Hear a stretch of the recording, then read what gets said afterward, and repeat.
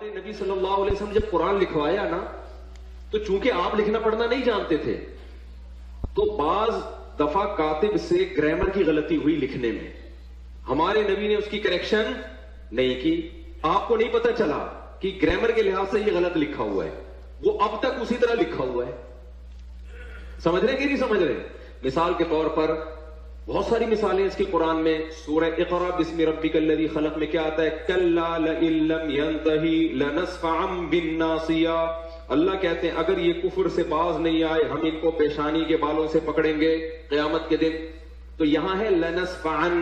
جتنے بھی علماء یہاں بیٹھے ہوئے ہیں ان کو پتہ ہے لنصفعا یہ لام تاکید ہے اور آخر میں نون تاکید ہے. یہ الف کے ساتھ لکھنا گرامر کے لحاظ سے غلط, کیونکہ تنوین ناؤن پہ آتی ہے, سینٹنس پہ یا فعل پہ تنوین کبھی بھی. مفتی طارق مسعود صاحب حفظہ اللہ تعالیٰ سے متعلق جو دیوبندی مکتب سے تعلق رکھتے ہیں, ہمارا ان سے علمی اختلاف اپنی جگہ, لیکن اس وقت حقیقت بات ہے کہ ان کی لائف رسک کے اوپر ہے اور وہ دہشت گرد قسم کے مولوی جن کا کام یہ ہے کہ توہین مذہب کی آڑ میں لوگوں کو ایکسٹرا جوڈیشل طریقے سے قتل کر دیا جائے. اس پورے سینیریو کے اندر مفتی طارق مسعود صاحب کے اوپر الزام لگنا یہ سیدھا سیدھا ان کے قتل کا فتویٰ جاری ہونے کے مترادف ہے. اور آپ کو پتا ہے یہ جو چشتی رسول اللہ پارٹی ہے, TLP والے, جن کے دھرنے صرف قادیانیوں کے خلاف ہیں, چشتی رسول اللہ والی کتابیں وہی سے پرنٹ ہوتی ہیں جہاں سے وہ لاہور سے دھرنا لے کے نکلتے ہیں, لیکن کبھی ان کی دکانوں کے باہر آپ کو یہ دھرنا دیتے ہوئے نظر نہیں آئیں گے کیونکہ یہ ان کے گھر کی بات ہے. تو یہ جو چشتی رسول اللہ پارٹی ہے TLP والے, انہیں ایک اچھا موقع مل گیا جو بندیوں سے اپنا پرانا غصہ اتارنے کا, اور انہوں نے ٹویٹر کے اوپر بھی ٹرینڈ چلانا شروع کر دیا اور مختلف پوسٹیں بھی لگائی, مختلف علماء نے بھی تقریریں ریکارڈ کی. اب وہ خطرناک بات بھی آپ یاد رکھیے گا کہ ان کے نزدیک تو توبہ قبول ہی نہیں ہے جب تک کہ بندے کو مارنا دیا جائے. تو یہ توبہ یا رجوع ریکارڈ کروانا یہ ان مسلمانوں کے لیے جو قرآن و سنت کے ماننے والے ہیں. جو بابوں کے ماننے والے ہیں وہ تو اپنے مولویوں کے اور بابوں کے پیچھے چلتے ہیں, سیدھی سی بات ہے. اس لیے میں تو مفتی طارق مسعود صاحب کو یہ مشورہ دوں گا, آج کل وہ کسی فورن ٹور پہ ہیں, غالباً کینیڈا گئے ہیں تو کچھ عرصہ وہیں رہے, سیدھی سی بات ہے. اس کی وجہ یہ ہے کہ جنید جمشید صاحب نے کچھ بھی نہیں کیا تھا, ان کی زندگی انہوں نے عجیباً بنا دی تھی. ایئرپورٹ کے اوپر بھی ان پر اٹیک ہوا, وہ تو اللہ تعالیٰ نے انہیں اٹھا لیا, ادروائز انہیں بھی شہید کر دینا تھا. طارق مسعود صاحب کا جو جرم ہے وہ ان سے بہت بڑا ہے اور اس میں کوئی شک نہیں ہے کہ ان سے گستاخی ہوئی ہے. ہمارا موقف یہ ہے کہ انجانے میں ہوئی سبقت لسانی ہے, سلپ آف ٹنگ ہے, اور جب ان کی توجہ دلائی گئی تو انہوں نے معذرت بھی ریکارڈ کروا دی. اس میں انہوں نے کہا میں رجوع کرتا ہوں, اگرچہ وہ رجوع ہمارے علماء کو ایکسیپٹیبل نہیں ہے کیونکہ ان کا موقف یہ ہے کہ غیر مشروط معافی مانگنی چاہیے, اگر مگر کے ذریعے نہیں. تو میرے خیال ہے مفتی صاحب کو اس قسم کی بھی ایک معافی ویڈیو میں ریکارڈ کروا دینی چاہیے, ادروائز انہوں نے پیچھے نہیں ہٹنا. ویسے تو چانس ہے کہ ابھی بھی پیچھے نہ ہٹے, لیکن جب ان کی منہ بولی آپ خواہش پوری کر دیں گے تو پھر ان کے پاس کوئی اخلاقی جواز نہیں رہے گا. بہرحال اب پوری زندگی ان کی اس اعتبار سے تو ونریبل ہے کیونکہ جو لوگ دہشت گرد مولویوں کے تربیت یافتہ ہیں وہ تو ان کی طاق میں رہیں گے کیونکہ انہوں نے جنت میں پہنچنے کے لیے آسان ذریعہ اسی کو بنانا ہے, اور کوئی نیکی کا کام انہوں نے کیا یا نہیں کیا, اپنے زوم میں انہوں نے یہ نیکی کا کام کر کے جنت کمانی ہے. تو طارق مسعود صاحب کے لیے میری ریکویسٹ یہی ہے کہ ایک تو 2-3 مہینے کے لیے بھی جہاں ہیں دوسرے ملک میں وہیں رہیں. نمبر 2, غیر مشروط معافی کی ایک ویڈیو اپلوڈ کریں کیونکہ ان کے اپنے مقصد فکر کے بھی بڑے بڑے علماء انہیں کنڈیم کر رہے ہیں, اتنے سخت انداز میں نہیں, لیکن بہرحال انہوں نے یہ مانا ہے کہ یہ گستاخی ہوئی ہے. میں نے ایک انٹرویو میں بات کی کہ کرسچنز ہمارے نبی کو دجال مانتے ہیں.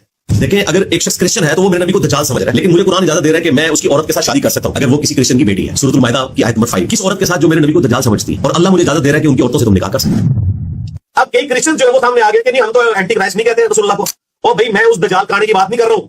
دجال سے مراد ہوتا ہے دھوکہ دینے والا, ٹھیک ہے, جس طرح بخاری مسلم حدیث ہے میری امت میں 30 جھوٹے دجال آئیں گے.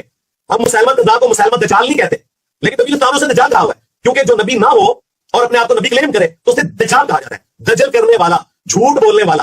کرسچنز کے نزدیک ہمارے نبی اسلام نے نعوذ باللہ دعوی نبوت غلط کیا ہوا ہے, لہذا ہمارے نبی ان کے نزدیک دجال ہی ہے.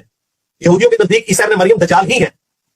تو کہتے ہیں جی ہم نے تو کبھی نہیں کہا, اور بھائی کہنے کی ضرورت ہے. رسول کریم انجینئر علی مرزا سے جو ہمارے اختلافات ہیں, علماء کے اختلافات ہیں, وہ ساری دنیا کو معلوم ہے.